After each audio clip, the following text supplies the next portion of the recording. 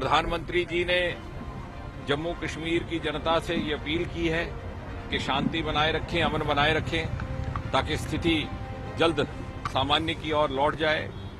उन्होंने ये भी आशा व्यक्त की है कि किसी निर्दोष को किसी प्रकार की असुविधा ना हो, किसी प्रकार का नुकसान ना पहुंचे, हानि ना पहुंचे। इंशाअल्लाह हम पाकिस्तान के अंदर भी तहरीक को उस सतह पर खड़ा करेंगे जिस तरह कश्मीर में आज ये तहरीक खड़ी है। कश्मीर और पाकिस्तान जब तहरीक में एक होगा तो इंशाअल्लाह कश्मीर भी पाकिस्तान होगा। ये तो जो दूसरे नेता हैं अलगावादी प्लस जो जाकिर नाइक की स्पीचेज हैं, उसने ख़ास तौर से नौजवान तबके को जो कि पढ़ा लिखा अपने आप को कहलाता है उसको गुमराह करने की कोशिश की और उनको अपने अलगावाद के ऊपर आतंकवादी बना करके और वहाँ के अमन जो है उसको दरहम बरहम करने की कोशिश करवा रहे हैं।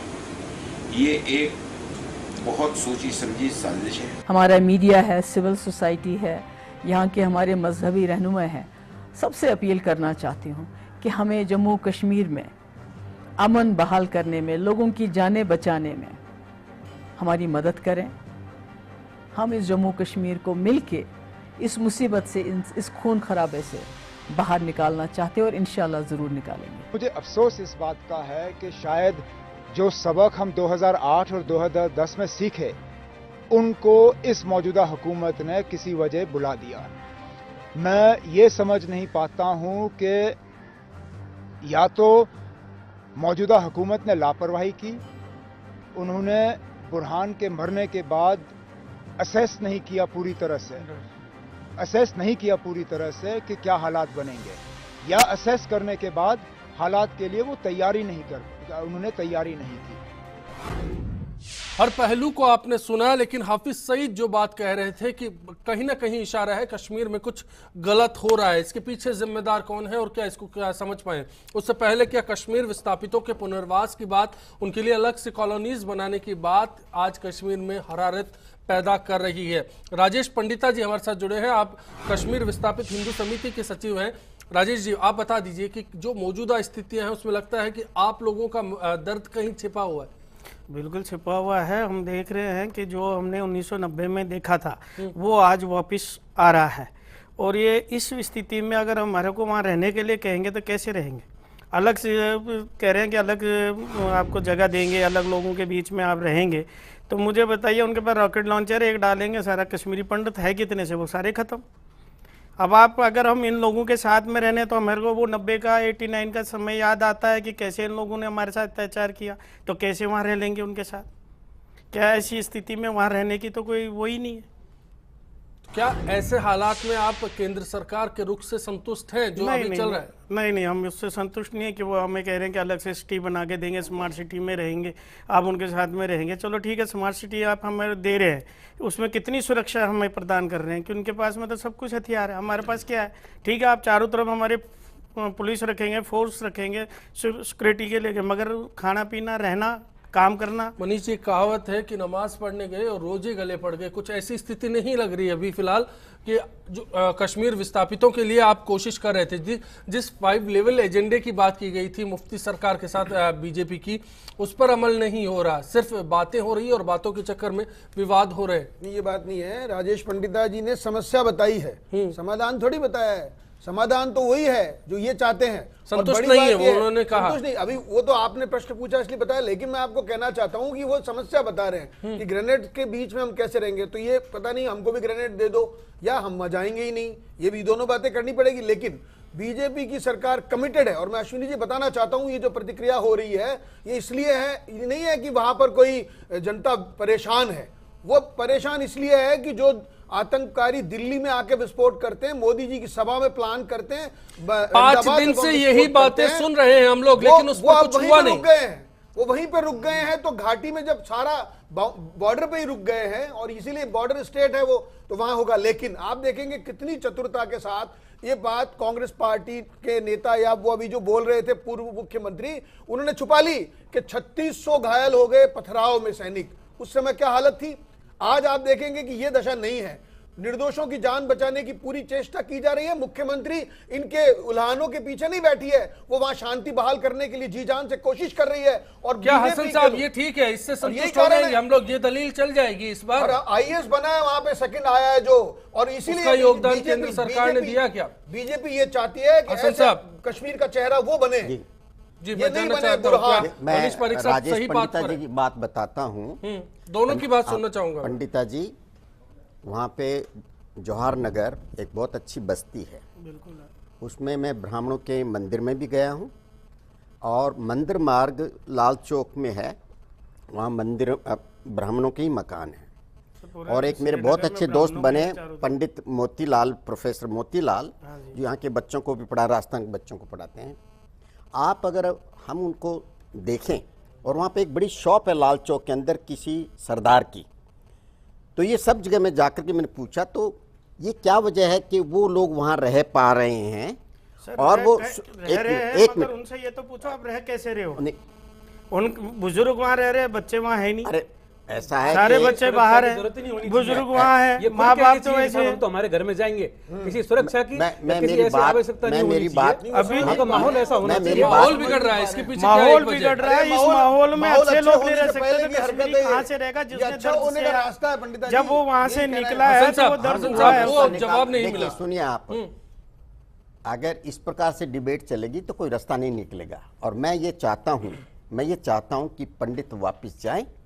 मैं ये चाहता हूं कि वहाँ पे जो बच्चे जो लोग हैं वो सुरक्षित रहें, उनके बीच में भाईचारा हो।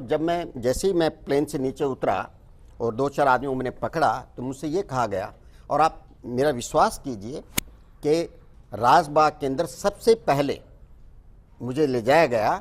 सर वहाँ अभी पे जो सुनिए मेरी बात पंडिता साहब, सुनिए आप, मैं मानवता की बात कह रहा हूँ। उनके बर्तन, उनके कपड़े बाहर फेंक दिए, वो बेचारे 3 परिवार वहां से बड़ी मुश्किल से भागे। हसन साहब, हो सकता है अमन पसंद माहौल में आप गए हो, लेकिन जो स्थिति है इंटीरियर्स की बात की जाए, श्रीनगर में बेहतर हालात हो सकते हैं, लेकिन शोपिया की क्या बात होगी, साउथ कश्मीर की क्या बात होगी, नॉर्थ कश्मीर के बाकी हिस्सों की क्या बात होगी, उधर क्या हो रहा है, पुलवामा में क्या स्थिति है? आप प्रॉब्लम को पहले भी वहाँ बिल्कुल मैं चाहता हूँ, मैं जानना चाहता हूँ कि फिलहाल खेड़ा करना चाहते हैं हम केंद्र सरकार सॉल्व करेगी। चर्चा करिए, आप वहाँ जाके आए, आप घूम के आए, वो एक मैं बात आपको अलग बता, है। वहाँ की हालात देखो ना, घूमने के लिए तो कौन मना रहा? अभी अमरनाथ यात्री है, उनको पाल टाल पे रोक दिया, उनके गाड़ियों में पथराव हो रहा है। अरे भाई हम तो उनको अभी ये कह रहे हैं कि भाई वहां से बालटाल से गाड़ियां हमने निकाली, कहाँ निकाली? अभी भी सुबह मेरी बात हुई है बालटाल पे, अभी भी कश्मीरी वहां बैठे, जो यहाँ से राजस्थान के गए वो बेचारे बैठे, दिल्ली वाले गए, वो अमरनाथ की यात्रा में, उनसे वो ही नहीं हो रहा, उनको खाने को लिए नहीं मिल रहा। 2 बजे कल उनको बस में बिठाया गया कि साहब आपको रवाना करेंगे। मैं पूरे माहौल की बात करना चाहता हूँ, सिर्फ अमरनाथ यात्रा की नहीं। मैं जानना चाहता हूँ कश्मीर आज तो हिंसा की चपेट में है, और उसके पीछे क्या वजह है, और केंद्र सरकार क्या उनको समझ पा रही है? अमन की अपील से क्या काम चलेगा? अब बुजुर्ग होने नाते समझाने की कोशिश कर रहे हैं। अगर आप मेरा कोई दोस्ताना के तरीके से कोई बताने का तरीका वो पसंद नहीं तो मैं बंद चुप हो जाता हूँ। बाकी मेरा ऐसा कहना है कि पूरे हिंदुस्तान में सुरक्षित तो शायद कुछ को छोड़ कोई भी नहीं है। अगर आप मेरी बात सुननी चाहिए। हसन साहब, आप इतना बता दीजिए कि कश्मीर में अमन की बात कर रहे हैं, शांति की अपील के सिवा क्या करना होगा, और क्या केंद्र सरकार उसे कर रही है? मैं बता रहा हूँ उसके तरीका उसका ये है जी कि आप ये सेपरेटिज्म की वहाँ बात नहीं करें। दूसरा ये कि मोदी जी को मन से वहाँ फौरन जाना चाहिए। देखिए वहाँ अमेरिका में डलस में 8 पुलिस वाले मारे गए, फौरन प्रेसिडेंट वहाँ का पहुँच गया। जब 7 सिख मारे गए गुरुद्वारा में तो वहाँ का प्रेसिडेंट पहुँच चला गया। इतने लोग वहाँ पे मारे गए हैं या हुए हैं, जो भी कुछ हो रहा है वहाँ पे इनको प्राइम मिनिस्टर को ऑल पार्टी डेलीगेशन वाला सुझाव दिया था सुशील असोपा जी ने। देखिए मैं आपको साफ साफ बात कहता हूं, जब प्राइम मिनिस्टर वहां पे थे, मैं कश्मीर में था, और उन्होंने दिवाली पे तो कश्मीर गए और मनाई दिवाली उन्होंने जम्मू के अंदर। वो कह रहे ईद पे क्यों नहीं आए ये? तो देखिए उन चीजों पे जाने से अभी तक अयोध्या नहीं गए, हम भी इस चीज का विरोध कर दें। अभी पूरा इतना 2 साल हो गए, अभी तक अयोध्या नहीं गए, हमको भी इस चीज से 64,000 की ये सब कहानी है। एक सवाल है जम्मू और कश्मीर के सेपरेशन का, गुमान सिंह जी जो सवाल उठा रहे हैं हसन साहब, जम्मू और कश्मीर के सेपरेशन का, कहीं ना कहीं कश्मीर को अलग किया जा रहा है, आइडेंटिफाई किया जा रहा है कि कश्मीर अलग है, वो एक मुस्लिम बाहुल्य इलाके के रूप में तब्दील हो रहा है और ऐसे में अलगाववादियों को वो आग की बात करें, सुलगाने का मौका मिल रहा है। कश्मीर को अलग कर दिया, जम्मू कर दिया, वो उसको उनको पसंद नहीं है कि हमारी एरिया है ये, पर करना चाहते हैं। अश्विनी जी बात का मैं जवाब दे दूं जी। जैसा आपने कहा, अभी एक छोटी सी बात है। एक्चुअली क्या हमारा ये दुर्भाग्यपूर्ण स्थिति है ये कि हम वार्ता तो बहुत विस्तार से करते हैं और आपने देखा पिछले अब दूसरे देशों को हम देख रहे हैं कि एक अंतर्राष्ट्रीय जो कोर्ट थी उसका फैसला ठुकरा दिया तो ठुकरा दिया। वो हमारी राष्ट्र नीति थी, उनकी नीति एक हमारी नीति है कि हम काम कुछ नहीं करते हैं। अब मुझे बताइए, जब मैं एक दिन के लिए लोगों को वहाँ बर्दाश्त नहीं हूँ, जो मैं यात्रा पे जाता हूँ वैष्णो देवी के अमरनाथ की, आप इन विस्थापितों को रहने की बात कर रहे हो वहाँ आज के हालात में। और रही बात जब ऐसे पैरोकार इनके आ जाते हैं, मोदी जी को वहां जाने की क्या जरूरत आ गई? जो एक आतंकवादी के जनाजे के अंदर अमरनाथ मंदिर के अंदर पंडित कौन है वहां पे देखभाल कौन हर बात में मन से। अब मुझे बताइए अश्विनी जी, प्रधानमंत्री जी जो हमसे बात करते हैं, रूबरू होते हैं, टीवी के माध्यम से ही होते हैं, और ऐसे कई वाकये हो जाते हैं, तो वो मन से कैसे आते हैं साहब, और बिना मन के कहते वो हमको बता दो। सुशीला सोपा साहब, आप कुछ कहना चाहेंगे? ऐसे हालात में कांग्रेस को क्या लगता है? ऑल पार्टी डेलीगेशन, प्रधानमंत्री वहां पहुंचे, अलगाववादियों से बात करें? नहीं, देखिए, अलगाववादियों से इस माहौल में बात होना संभव ही नहीं है। हिजबुल मुजाहिदीन के अलावा हुर्रियत कॉन्फ्रेंस वालों की अलग एक सैयद गिलानी आज चल रही है, किए गए। लेकिन अभी आल पार्टी का मैंने सुझाव इसलिए दिया कि 2010 में वर्क किया उसने, 39 लोग गए थे बीजेपी, मनमोहन सिंह ने फॉलो नहीं किया उसको। अरे जहां ये चीज है बिल्कुल बंद करना चाहिए सारी बात। बोलेंगे आसोपा साहब इस पर कि जो सुझाव दिया गया बोलने दीजिए। आपने तैयार कर दिया, मैंने पहले ही कहा कि आज जो कश्मीर के हालात है उस पे पार्टी लाइन से हटके कश्मीर पे बात होनी चाहिए थी, लेकिन अब ये सब कुछ राजनीति की बातें कही है, फिर भी मैं आज बचना चाहूंगा। नहीं, बचने की बात नहीं, नहीं, मैं केवल कमेटी अभी आपने कहा 90 के हालात, तो 90 के हालात इतिहास के बिना आप सीख नहीं सकते हैं। 90 के हालात जब पैदा हुए, मुफ्ती मोहम्मद सईद साहब की बेटी का प्लांटेड फिक्स मैच की तरह अपहरण हुआ था, गृह मंत्री थे, और उस सरकार को सीपीएम और बीजेपी दोनों ने समर्थन दे रही थी, चलाया उसको 1 साल तक। उसके बाद राजीव गांधी जी ने पार्लियामेंट में मिनट टू मिनट दिया कि नाश्ता कितने बजे गया रुबिया को, ये सब हालात, मतलब 90 के हालात के टाइम क्या कौन था क्या था। आज मुफ्ती साहब की बेटी ही वहाँ मुख्यमंत्री है, इसलिए मैं कह रहा हूँ हिस्ट्री में नहीं जाना चाहिए, पर सीख लेनी चाहिए।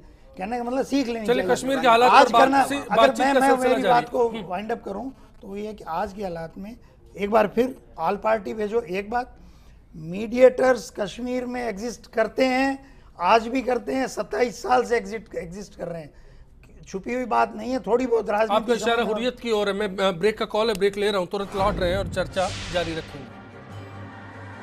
कश्मीर में शांति जब भी हो सकती है जब यहाँ की इंडियन सरकार यदि आर्मी वालों को छोड़ दे, जब भी वहाँ का आतंकवाद खत्म हो सकता है कश्मीर का। पाकिस्तान से वार्ता करने में कोई लाभ नहीं है, क्योंकि इससे जो कश्मीर के लोग हैं ना, कश्मीर के जो मुस्लिम लोग हैं वो वहाँ के लोगों की सपोर्ट पाकिस्तान की सपोर्ट करते हैं, इसलिए वहाँ पाकिस्तान से वार्ता करने में कोई लाभ नहीं है।